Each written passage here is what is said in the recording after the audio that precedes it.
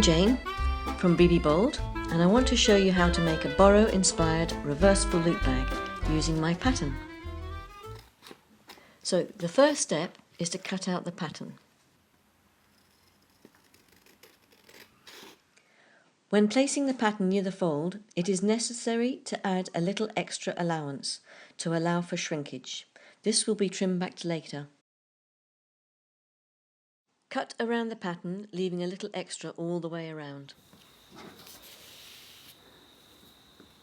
Make sure not to cut across the fold.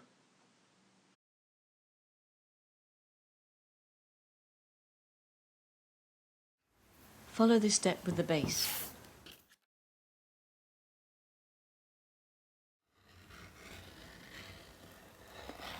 Remove your pins. Now go and choose your fabrics.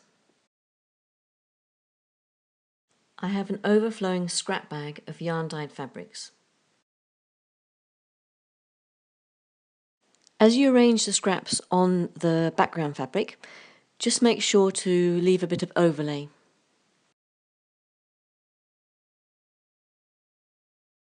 The fabrics that I selected from my scrap bag were all fairly dark, with the odd bit of light thrown in. It really doesn't matter what you use, just have fun and play.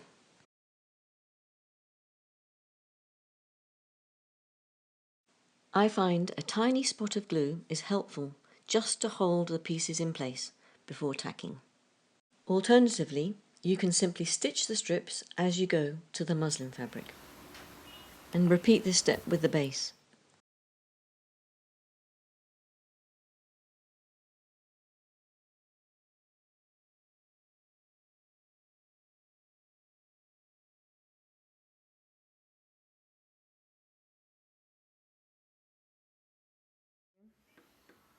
Tack in place using your machine or by hand.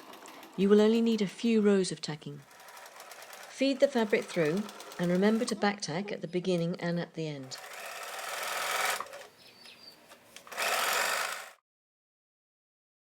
Now tidy up the edges.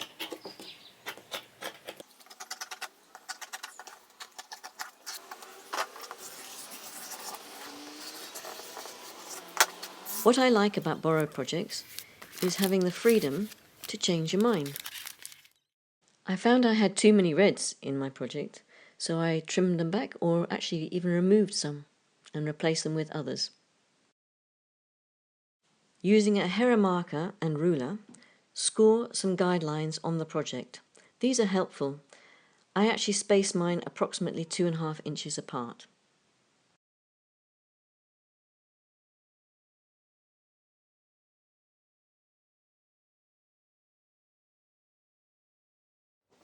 After playing with the threads, I decided to choose these, number 777 and number 318, as I wanted to achieve a subtle look for this bag.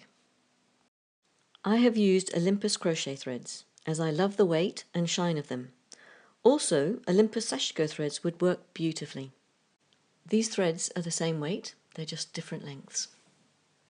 Cut the thread to the required length, plus a wee bit. Now thread your Sashiko needle. Mine is from Tulip, the Rolls Royce of Sashiko needles. I use an Olympus Sashiko thimble, which I found very useful for pushing the needle through the work. Remember, with Sashiko stitching, you are feeding the fabric onto the needle.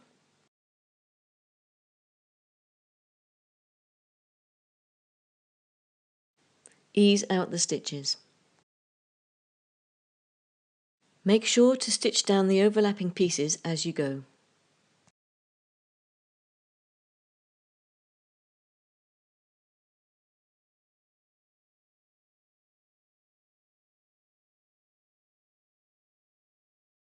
Here is the stitched cloth. This is the effect once the Sashiko stitching is complete.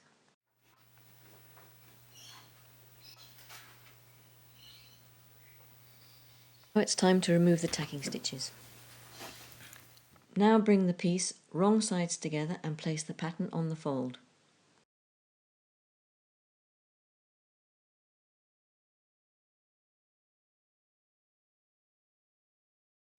Place the pattern on the fold and pin in position.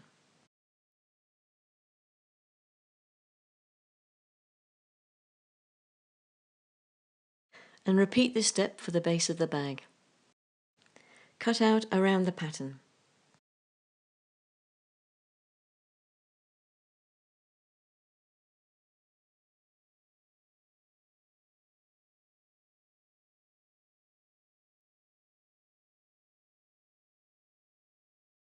To start the other side of your bag, first choose your fabric and then fold it wrong sides together. Repeat this process for the base of the bag.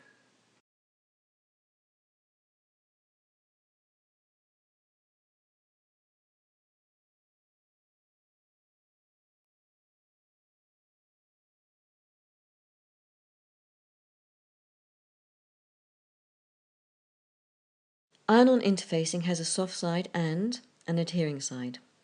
Fold the adhering sides together and place the pattern on the fold. Do the same for both bags. You will need 2 sets of these, one for the bag outer and one for the other side. And now pin. Now cut out around the pattern.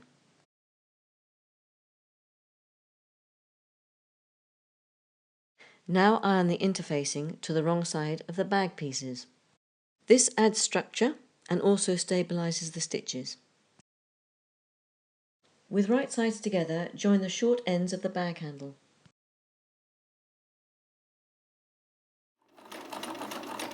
And now stitch, using a 1/4 inch seam allowance.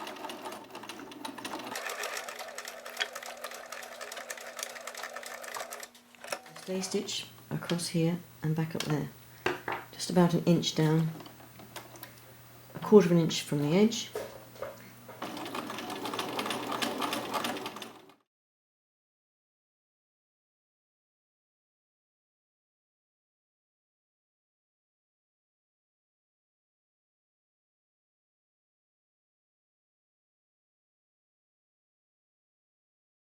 Press the seams open now.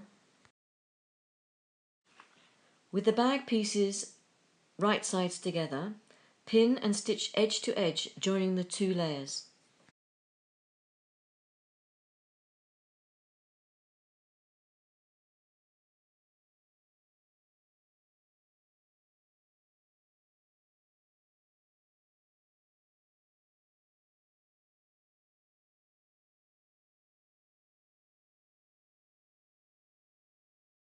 Once you finish the stitching, you're going to bring the 2 bags together.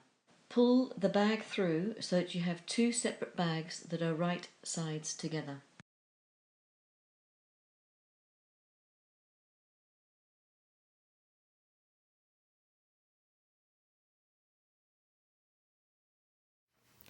Those 2 pieces together, and then those 2 pieces together. Those 2 together, and then these 2 pieces together. Start stitching from the base up to the seam on both separate bags. Join the side seams together for each bag.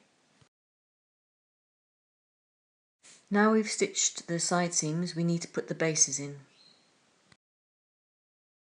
Fold and crease the 2 base pieces into quarters and then use a marking pen to mark.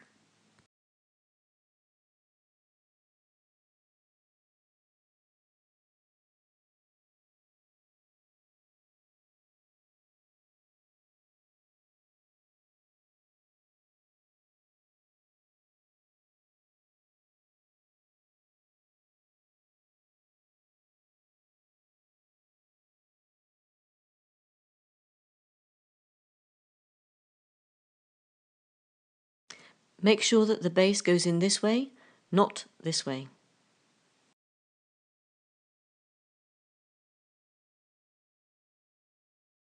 Align the creases and pin the bases in position all the way around.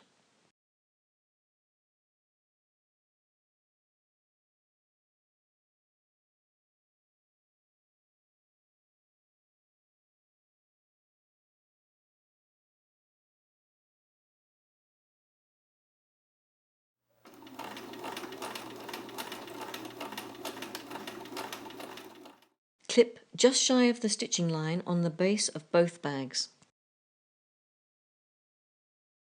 Now pull the bag through the opening, inserting one bag inside the other.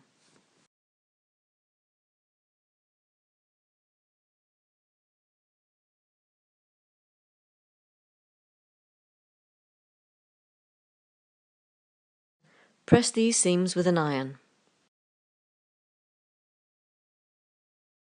Smooth out the seams on the base. Clip down to the stay stitching line on all pieces.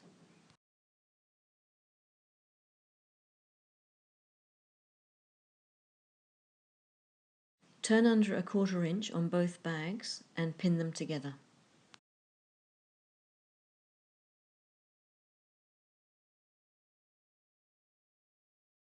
Remove the deck from the sewing machine and top stitch all the way around. So you can see the top stitching. And now your bag is complete.